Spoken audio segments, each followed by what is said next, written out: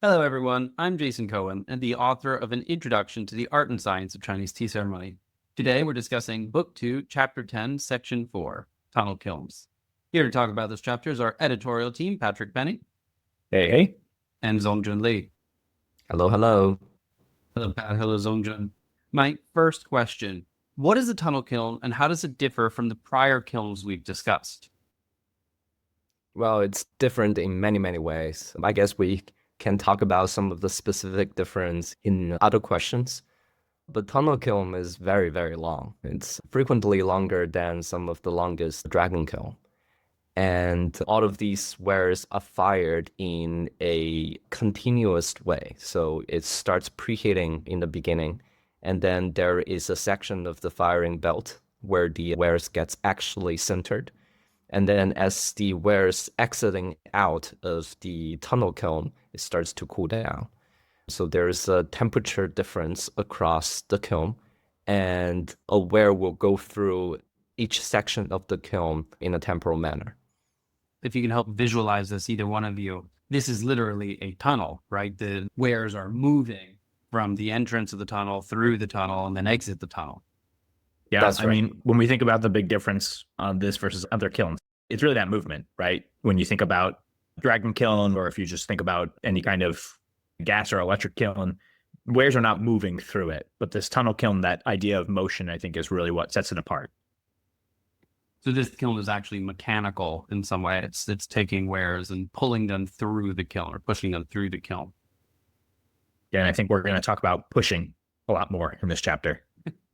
Yeah. What are the advantages or disadvantages of a tunnel kiln? Why were they brought to Yixing? Tunnel kilns allow you to have this continuous batch of product going through the kiln. So when you think about firing in like a downdraft kiln, electric kiln, you have a batch that goes in. You need to go from heat up through sintering, cool down, and that's one single batch that's being finished in what can be up to days. With this tunnel kiln, it really allowed for the collectivized labor and industrialization of Yixing ceramics as a whole, from an art to become an industrial product where you literally have what is like basically a conveyor belt for firing. So you can have many more batches going through a tunnel kiln. Your output is probably able to exceed that of a single batch downdraft kiln. And you are also still able to maintain quite a degree of control too, which I'm sure we're going to talk about. But through stacking some of these saggars, you're able to not only fire continuously and a large volume, but you can fine tune really your firing as well. So I think they really just allowed for the industrialization and modernization of the Yixing industry. Yeah, it's far easier to manage a tunnel kiln versus other kiln because for tunnel kiln, there's no such thing as a cool down period for the kiln itself. So the kiln can be used for much, much longer time without a maintenance, frequently 5 to 7 years. You literally just have the kiln continue being used. You're just adding into the kiln, and the temperature of each section of the kiln pretty much remain the same. So that's why you don't really have any kind of contraction or crackage of the kiln itself. So that's much superior. And you do have some level of temperature adjustment of each section of the kiln, depending on how you stack the saggar, how do you stack the wares. But I guess one of the shortcomings for tunnel kiln is that you cannot really adjust the kiln atmosphere. So you basically cannot fire wuhui or any kind of wares that require reduction fired, or any of the wares that required a very high temperature. Because even though you can adjust the temperature gradient, it's really varied anywhere from 100 to 200 degrees. So if you want to fire a super high temperature ware like a Juni, then it would be very difficult. I think Zongjun touched really nicely upon the consistency of temperature within each section of the kiln as it related to maintenance. I think another interesting area is consistency of the firing, right? So if an artist puts in a pretty consistent wear, they can expect a pretty consistent outcome. Whereas single batch firing, like in a downdraft kiln, because of potentially different kiln atmosphere, different fuel source, that product could go many different ways for the outcome. But tunnel kilns are going to allow a very consistent output for an artistic product. Yeah, that's very true. For the usage of tunnel kiln, we're talking about like F1, F2 period. It was really when the production of Yixing moving from a artisanal product into a industrial product. Yeah, you are aiming for consistency. You are aiming for exportation of millions of pieces a year. So that's very, very important. Are there subtypes of tunnel kilns? I'm sorry, Jason, you said subtypes? Subtypes, like different forms or different types of tunnel kilns. One type that we got to see when we were in Yixing, and Jason, you write about in here, is the pushback kiln, which when we were in Yixing, I thought it was called a pushback kiln, which still makes sense with the mechanism that I saw. But you talk a little bit about the translation in the chapter, but it's basically that you've got these giant ceramic blocks and a battering arm or a battering ram that pushes the blocks continuously through the kiln at a very specific time point where basically a new block is able to be added every 15 minutes, and then saggars will be stacked on top of it. I think that footnote might be worth reading here. It's called a push-bat kiln. And in this chapter, we write, the etymology here seems to be English bat as in battering ram, not bat as in the animal. If the co-option of the prefix bat is an incorrect spelling and pronunciation of the Old French battre, to hit, to beat, to strike, though I admit that a batter kiln is a name more appropriate to a French pastry oven than a ceramics kiln. Making me hungry. How does that score in the irreverence for footnotes, side notes here in this book? Yeah, it's a 5, a solid 5 out of 10 on irreverence. We've got a few more spicy ones. Very deep etymology research. Well, It really confuses me because when we're researching the name of such kiln, like that was actually the name for people calling it. So very confusing for me in the first place. yeah, Zongjun had thought it was just a lucky kiln. Very auspicious kiln. Deeply linked to Chinese symbolism. Need a downdraft bad. need to fire a Yixing ware, use the bat symbol. Nice. Brings a whole new meaning to Batman. I like to read those comics now and just think of him as a serious Yixing collector and artist. That's how he earned his money. Wayne Industries, maker of a pushback kiln. The pushback kiln that we saw had a gigantic mechanism, huge mechanism, in order to push these wares through. When people think about these kilns could be 100 meters long, although the pushbacks are usually a little bit shorter than that, maybe 60, 70 meters long.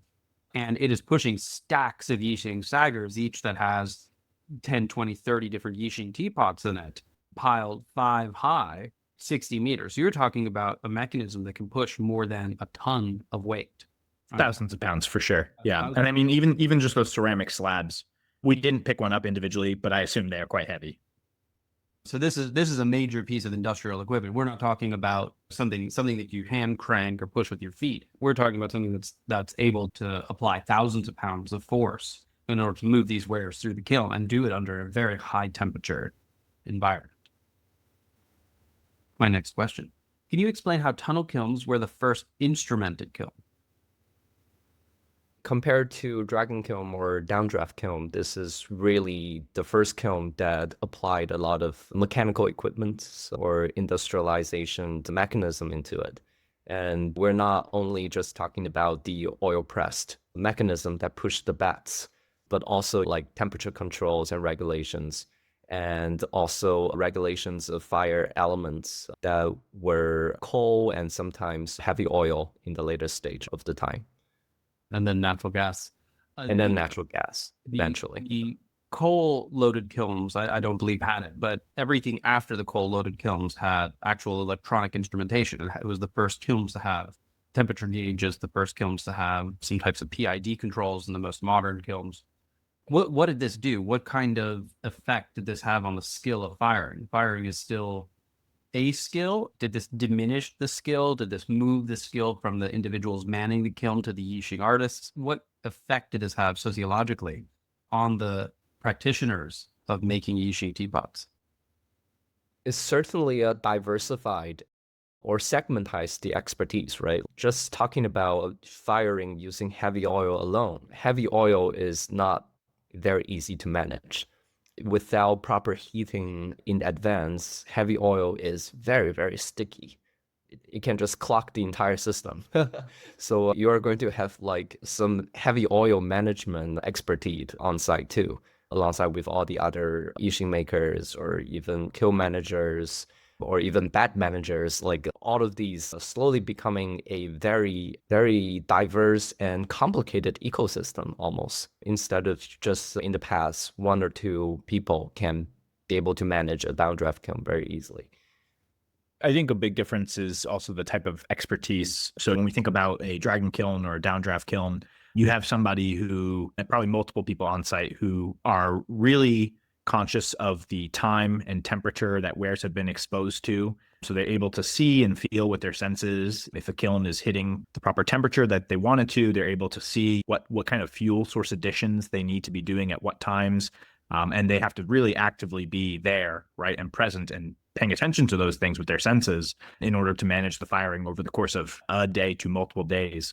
Whereas now with electronic instrumentation, they're able to very clearly see, it's not, oh, the kiln looks like it's 1,200 degrees. They are able to get an electronic output that's actually telling them what kind of fuel addition is needed or not needed and when the right timing of that might be. And as we get into PID control and systems that are in place for this, eventually you're having the fuel being managed by electronic instrumentation as well versus people loading it in at a specific time. So you really see the transformation of it from, I think, something that was quite involved a degree of expertise and sensory kind of mastership, being able to see and experience these things and knowing when to apply your knowledge versus having the data readily available and systems that can act upon it versus the people acting upon it. Is there a balance there? Have the Yixing artisans gained new skills by using this type of instrumentation or access to this data, or has this just been a source of skill atrophy? The kiln spire themselves, basically, at this point, they're computer controlled. I think the best artists still experiment. Many of the artists that we commission with and talk to, because of the increased consistency in some of these kilns, over time with experimentation, they've learned exactly what they're trying to achieve, and now they can do it with a consistency that probably could not have been achieved if they were to do certainly a dragon kiln. I mean, we hear complaints about them from quite skilled artisans, but even a downdraft kiln, electric or wood-fired, there's a degree of control, particularly I'd say in the wood-fire, that they're not able to achieve. So through, I think, this mechanization and experimentation, the good artisans are still building new sets of skills. One of the ways that I think about this is both cooking and tea. People are notoriously, they overrate their skills at certain things, particularly telling time and how much tea they think they're using. So Pat and I at least have had this conversation before. I now weigh all of the tea that I use. And some people have positive or negative reactions to it. But what I do is I try to go for the dose in my hand, and then I check my work on the scale. And I would say more often than not, I'm wrong. And anyone who's cooked with me, hot side, fast cooking, will know that I have a timer set to 1 minute. And every 1 minute, the timer is going off. And it drives some people crazy. But if then you ask them, okay, you try to do this without the timer, try to time 1 minute, and they'll be all over the place. Right? And almost always they'll be longer than a minute. They think a minute is longer than it is, right? Calling a minute and a half or 2 minutes. And so I think that these types of timings or these types of weighings or these types of interaction with instrumentation can be a source of skill atrophy if we were just to use the timer alone or just to put the tea on the scale immediately. But it can also be a source of positive feedback, developing a skill set through a positive feedback loop by consistently checking your work and saying to yourself, I believe that this is 3 grams and this was 4.5 grams, right? And if you do that repeatedly enough, maybe you'll gain some ability to better estimate how much tea you're using without the scale. That was a little bit of an aside. But I think what you're saying is the good artisans now have the data with this positive feedback loop in their experimentation, right? So they can say that I know that this saggar hit 1,170 degrees, and that worked really well for the specific blend of clay that I was using. And I'm trying to achieve maybe a slightly shinier exterior, or I'm trying to achieve a porosity that's slightly different. They can then change their experimental design from there. So certainly this is a positive feedback loop. before the implementation of electric kiln, the artist first time can have some kind of quantifiable details of how their wares actually gets fired.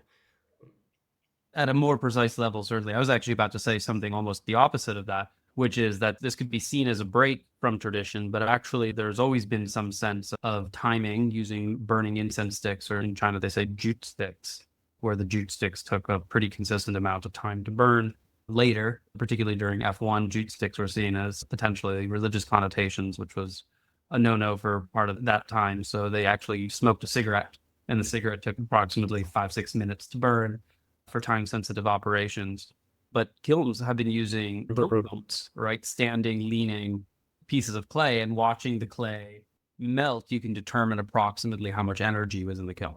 It's not super exact. It varies, and then you only get it in certain placements, and you can't see a kiln cone put into a saggar, so you don't know exactly what it is, right? But I see it less as a break and more of a continuation of this idea of collecting data to create these feedback loops of knowledge, which is necessary in order to gain skill.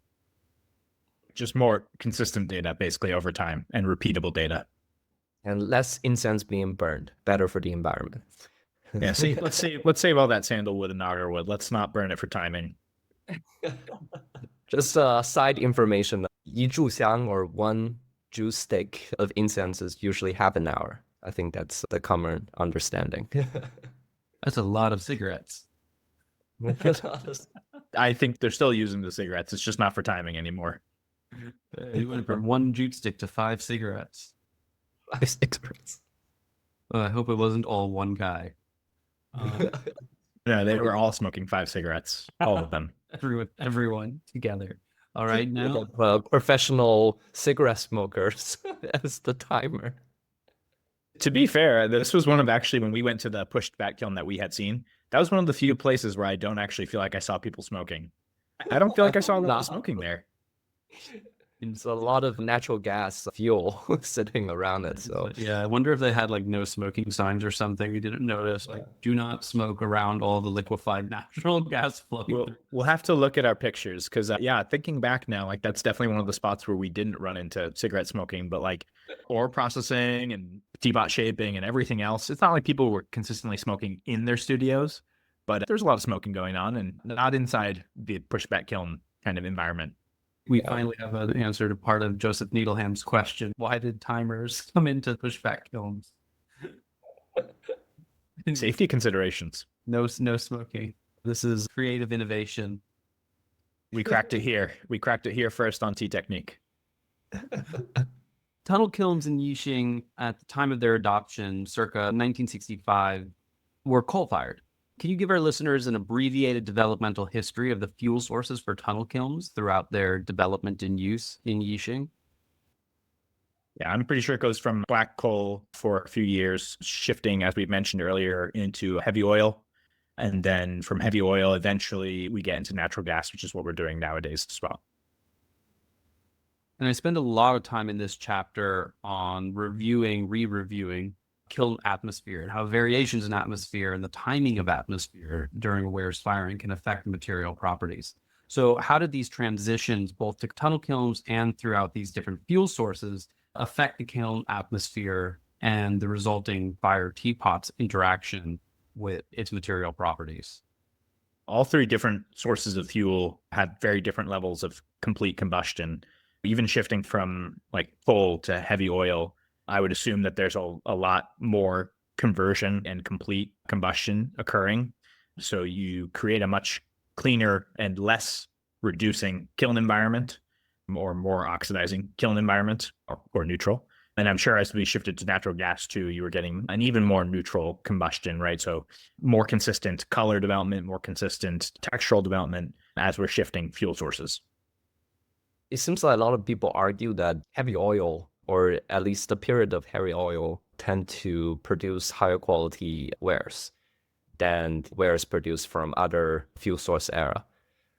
I wonder why, actually. Is it the heavy oil tend to have a higher thermal value, which might result in a higher temperature, maybe? Do any of you have a guess? I'm not certain about the energy density of heavy oil, but I do know that the black coal that they were burning was really dirty. a lot of smoke, and it did not produce the correct atmosphere for the best Yixing wares.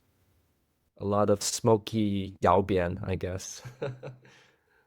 Because I've never heard anyone complain about liquefied natural gas as a fuel source. People complain about various things about electric kilns and coal burning kilns. We've never really heard a sustained, meaningful complaint about the use of liquefied natural gas. Interesting. I don't know. Yeah, that sounds like an area of further exploration for us. I've heard the same thing, Zongjun, that there's a few years where people believe that some of the best pots were being fired with this heavy oil, but I can't think of a single reason why it should be better specifically from the fuel source. My best working guess is that there was a big step up in quality with the switch from coal to heavy oil. And then there was a step down in quality with natural gas because it coincided with the second major increase in production and the use of non-master artisans and lesser wares flooding the market in the later periods towards the end of F1. That's my best guess, is that the first is related to the tunnel kiln. The second is timed with the tunnel kiln, but unrelated to that change.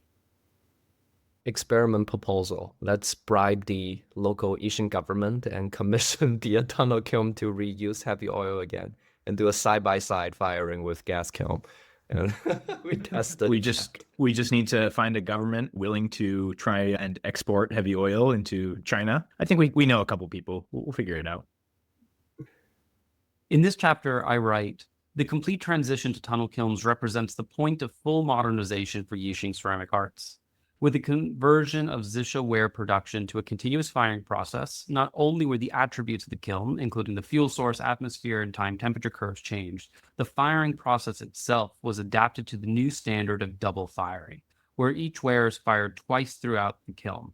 These changes to the firing process taken together represent a sharp break with the artisanal batch process and single-fired standard of the original art form. Do you agree with this assessment? I agree. Yeah, boring answer, yes. We've had the opportunity to test pots that are single versus double fired, and I think a lot of those pots showcase some of the differences between more artisanal and more modern craftsmanship. With that said, then how can we explain the reasoning and the motivations for Zisha artisans to move to double firing, and how does double firing change the material properties of the wares? Definitely, I would say the improvement is a much, much better fit of the teapot and the lid, because double firing allowed the wares to be fired in a way that it will be very tightly sealed together in the first place. And you frequently will see people using a little wood hammer to remove the lid from the ware after the first fire. And then the lid and the teapot body will go through a process called Zhengkou, which means basically you're mounting the lid on a rotating metal polish. And then you're going to very elegantly polish the lid so that the lid can be tightly fit back into the body of the teapot again. And then it will go through a second fire. I would say a little good and a little bad. Thanks to double firing, I think there's consistency in the level of firing for a lot of teapots. So I don't think you expect a wild swing in performance from one pot of the same material from the same maker to another. But I would say that I do find double fired pots to have less interaction with the tea, and I find to have, for better or for worse, less effect from these double fired teapots. So sometimes that's good. If you're really looking for a teapot to have minimal interaction with your tea, then a double fired teapot is fine. But I think that you often run the risk of these pots being more than double fired. Sometimes modern pots are triple, 4 times fired, depending on what the pot maker was trying to achieve or what they think is the most important attribute. Sometimes visuals are the most important. And so with single fired, you don't, I think, run the risk of these overfired teapots. You have a lot more interaction between tea and clay. And so you really are, I think, getting the experience of using a pot. I haven't really run into any single fired, overfired teapots. I don't know if you guys have, unless it was purposeful. It'll be very hard. Antique overfired, but never tunnel kiln overfired. Probably a misplacement of the ware in the kiln back in the days. But you do get underfired single fired wares, but those are things where if you're buying in person, you can touch the pot, hear the sound, and you're going to have an idea if it's under fired or not. Mhm. Yeah, well, multiple fires tend to vitrify the teapot more. And frequently, the second fired is in a different kiln than the first fired. Sometimes it's electric, sometimes it's wood fired to achieve a certain aesthetic outlook and a certain clay performance. So that's very interesting to see. Yeah, there's certainly a lot of experimentation on the mix of firings. Historically, of course, it was all double fired in the tunnel kiln, with the second firing a little bit cooler. My leading theory is that the issue with the double firing is, of course, the vitrification, but it's also the lack of the production of surface texture, which is caused by the fluctuation in atmosphere and the non-flat heat curve, right? That a normal kiln, which is loaded multiple times with fuel, goes through a slightly sinusoidal increase and decrease. And those little temperature fluctuations with the variations in atmosphere serve to promote surface texture, which is the nucleation points and the catalyst for a lot of Yixing's interaction with tea in my theory. That's important because I think what we're trying to say is that we don't just like old teapots because they're old, but we do think there's more of a material effect. And we think that this single versus double firing and as you mentioned, kiln loading, change in atmosphere, et cetera, is a hypothesis for why that exists. Zongjun, you had started talking about Zhengkou. You used the word polish. Most people use the word grind. You want to explain a little bit more about the process of Zhengkou? You had said that it's fired, it gets ground down to size. Can you explain when and where? And then there's a couple of intermediate processes before it's put back in the kiln and fired again. Yeah, after the first fired, we're taken out from the kiln. You will first get inspect of certain imperfections. So sometimes you have some small explosions or chips happening throughout the first fired. This is a time for you to do a little bit of a makeup sometimes. You can add some clay back to the ware to smooth the surface out a little bit. And then the lids sometimes are too tightly sealed with the body, so you need a little wood hammer to very gently hammer the lid out from the body of the teapot. And then it will be mounted on a thing called Teaquan or Gangquan. It basically means an iron ring or a steel ring. So this is basically a sanding mechanism. So the ring is applied with quartz or different grain size of the materials so that you can carefully sand the surface of the lid or the mouth of the teapot body so that you can very carefully adjust the diameter of these components so that they can be a better fit with each other. And then after the process, the teapots will be collected back to a trade, and then it will put back into the same kiln or different kiln for the second fire. Are there any negative effects of this, or is it just an aesthetic touch-up and it's totally benign? I think for the most part, it's an aesthetic touch-up, but sometimes, depending on who the artisan is, there might be different clay applied after Zhengkou. So if, let's say, small iron pieces are removed or a little bit of slip needs to be reapplied, it might not be the same clay that was making up the interior of the teapot body, and that might have a different material interaction with your tea. That's possible. It's an inferior clay. Yeah. Like for artists that are more attentive, they frequently will carry the same clay back to the Zhengkou studio and apply the touch-up themselves. But if you commission the process totally to a Zhengkou studio, you don't know what you're getting served at the end. I think Zhengkou is one of the things I didn't mentally picture at all when I was thinking about the Yixing process, making a pot before I had physically gone to Yixing. I think I had read many guides on like how a Yixing is made and all that, but that was a process that just had never crossed my mind that needed to be done. They left out the industrial sanding. Yeah, the guy sitting there, also not smoking a cigarette from what I remember, but just with the foot pedal sanding down a teapot lid. I think a lot of the books are a little idealized. For high quality makers, I don't have an issue with Zhengkou other than it requires a double firing. There's a lot of talk about loose lids and why lid fits perfect now, all because of Zhengkou. But I think the important part of this transition is the double firing versus the Zhengkou process. My penultimate question, still talking about technology, How did Saggars change with the modern industrialization of tunnel kiln firings? We think of Saggars are a form of technology, a form of kiln technology. They co-developed with the kilns that they were used in. How did Saggars change with this modernization? One thing that you see different is that it not only prevents the process what we call 惹火, so basically the flame kind of affect the surface color or texture of the wares. It prevents the wares from touching the flame directly. And you see variations of Saggars now, like you have open Saggars, which you have a small window or a gap in between the Saggars to allow the wares access to a higher temperature.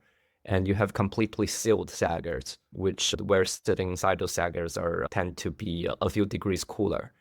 So this will allow the artists to even further fine-tuning the temperature required for their wares. Additionally, Saggars were really standardized with tunnel kilns. So the inlet and the size of the aperture for the actual kiln part, you have Saggars that are developed to fit a very specific amount of Yixings within them, and then to be stacked to a very specific height so that it can fit within the tunnel kiln. So you start to see really, I think, a lot of standardization of kind of inputs and outputs on how many pots are going to go in a Saggar, how much can you expect coming out. So I think it's just kind of another step in the industrialization and modernization of this as an industrial good versus an artisan batch product. My last question. The majority of contemporary Yixing wares today are fired in a tunnel kiln. The three of us, of course, visited that pushback kiln in Dingshu that we've mentioned. What was that like, seeing a tunnel kiln, being around that tunnel kiln? Hot. Very hot.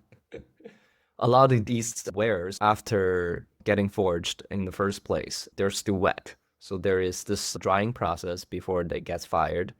And you see trays and trays of wares just surrounding the tunnel kiln to have access to the residual heat, to using that heat to speed up the drying process. This is not just alongside the kiln. There is a second story above the kiln, and it's almost like a Russian sauna house. Like you see mountains of wares sitting on that stack right above the kiln to get dried. That was quite amazing to watch. Yeah, it was a little bit of a Yixing heaven. I mean, you walk in there and there's literally thousands of teapots just in Saggars here and there. And we were joking before we started recording this episode about the biome and the ecosystem of tunnel kilns. But it really is. So we visited this one specific tunnel kiln, and all around it is Zhengkou studios and other studios that are involved in very specific sub parts of the Yixing teapot manufacturing system. And so we're walking through these kind of alleys that are leading to the tunnel kiln itself. There's teapots everywhere. There's people involved with teapot making everywhere. And so it kind of felt like this little community or village all sprung around the kiln, which was really cool. I guess maybe less than a community or a village, but I mean, it's like a crafting studio, a really large industrial crafting studio. Almost feel like a Miyazaki movie, like all of these little sub studios surrounding this big mechanical tunnel kiln, and then all these fires and steams coming out from every side. And it's not just Zhengkou studios, they're talking about like all of these decoration studios, all of these metal pieces studios, all of these mounting studios. It's quite amazing to us. You can almost see the full picture of the Yixing industry in one kiln. Yeah, Miyazaki is a great comparison. It does feel a little spirited away, but man, it's also quite inconspicuous when you look off the side of the road, because when we pulled over, I think there was a chicken restaurant right next to it. Like I thought we were stopping for food. I didn't know we were going to a kiln site. And then we start walking through all these little alleyways, right? And just as you said, Zongjun, there was a little magic to the experience. It's a reversion to the traditional kiln site where everything is built up around the kiln and the kiln becomes the community center. I think what I took away from that experience is just still how much of an industry Yixing is. We think of these Yixing teapots as collector's items, and we are very focused on which ones we purchase and how many we purchase and what types and the clay and everything. But there are millions of these pots being made and being shipped around the world. When you think of the full scale of the industry, like, yes, some of them are rare. Yes, some of them are collectors. Some of them are better or worse than others. But, maybe it's rare in the way that diamonds are rare, in that There's a control on the supply, not a from middlemen, not Actual rarity. yeah. Yeah, I think we've talked about this at length, but as we were first getting into tea, I think Jason, you and I, predominantly in the West, heard the myth of like, there's no more mining of Yixing clay, and there's no more clay, and it's going to get rarer and rarer, and pots are going to get so expensive. And just being there in the tunnel kiln site, let alone seeing ore and all that other stuff at different makers' places, but just being at the tunnel kiln and seeing how many thousands of teapots were there on that day being fired, yeah, it really changes your perception of the rarity of Yixing teapots. Well, hundreds would go down in any sunken ship, hundreds of teapots. Dynastic era, of course. Somehow you still bring it back to shipwreckware. Yeah, shipwreckware, fan club. I lied. Actually, that brings me to my real final question, which is, do you use, collect, and prefer F1 or contemporary Zisha wares from the tunnel kiln? I would say it's very hard to know for sure that what you have, if it's before a certain period, is tunnel kiln or not. I guess by year, mid 1970s, you can be pretty sure. But I think notoriously have very few F1 teapots. I've got like 2 in my collection. So no. Yeah, after all these horror stories that I've been hearing from you and also from other people in the community, I've been very intentionally avoiding buying any F1 teapot or making any purchase of any claimed F1 teapot. I have only one F1 teapot that I use, and I have no way of knowing if it's tunnel kiln. I think it is. I think it's early tunnel kiln. Probably. But is it cold fired or is it heavy oil fired? This is obviously, it's in my collection. This is We build the oily texture, right? Like that's actually, I think this one's an early one because it's slightly dry textured and maybe even a tad under fired. Although I still love the pot. There is something to be said, though, as we talk about the modernization and industrialization, improvement in processes efficiency. Yeah, like the usability of modern wares versus some of the F1s that I've had the chance to handle. It is very much luck of the draw on getting an F1 that actually performs nicely, not just the interaction of tea and clay, but the actual craftsmanship, being able to pour well. If you can find ones that actually pour well, have decent fits, are held well and feel well in your hand, that's an accomplishment in and of itself. So I guess across the board, we all said, no, we don't go particularly looking for this, although none of us have any issues with it. Just issues with the craftsmanship. Yeah, I mean, they're definitely not my best pots, and I've gotten them from quite reputable dealers, and they're not my preferred pots. Well, everyone, can we really end with bashing F1? I don't know if we can end there. I think you need to add another question. The F1 fanboys are not going to be happy with us. I mean, we all did admit to owning F1 teapots. It's not that we dislike them. It's that we would just rather own a LEQR or a full-on Qing Dynasty teapot. Or I think we've made the argument before that very well-made modern teapots often offer better interaction and better performance than many F1s. Not all, but many. Yeah. I mean, we are purposely commissioning single-fired tunnel kiln wares that seem to perform quite nicely. So in a small way, we are. Those are in comparison sets. So in a small way, we are collecting. We are using and collecting tunnel kiln wares. Yours now. Just 100 easy payments of $99.99. Subscribers only, no discounts, no trading. Comes with your own NFT, permanently tying that teapot to you. We also offer tattoos of that teapot directly on your skin anywhere. Well, everyone, that's all the time that we have for today. Thank you for joining us in this edition of Tea Technique Editorial Conversations. Please join us again for our next conversation on shuttle kilns.